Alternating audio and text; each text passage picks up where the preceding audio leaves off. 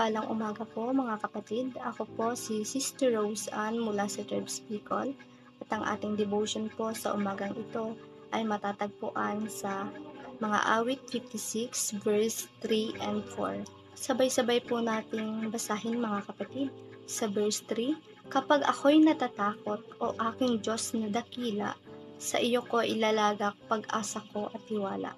Sa verse 4, pangako niyang binitaway, pinupuri ko ng lubos. Tanging sa iyo umaasa't nananalig ako, O Diyos. Sa tao ring katulad ko, hindi ako natatakot.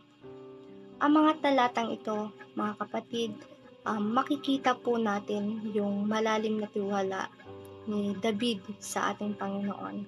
Sa kabila ng takot at pagsubok, nagpasya siyang magtiwala sa ating Diyos at hindi matakot. Ang talatang ito ay nagbibigay sa atin ng isang malakas na mensahe na kapag tayo'y natatakot, dapat tayong magtiwala sa Diyos at manalangin.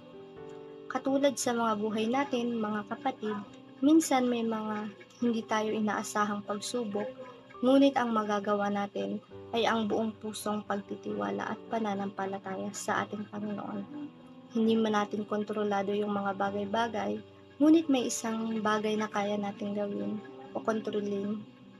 Yun ay yung magtiwala tayo sa ating Panginoon sa lahat ng oras. Kaya nga mga kapatid, nawa ay maging katulad tayo ni David na sa bawat pagsubok sa ating mga buhay, ang Diyos ay laging nariyan para sa atin. Maraming salamat po mga kapatid sa pakikinig sa ating devotion sa umagang ito. God bless us all po.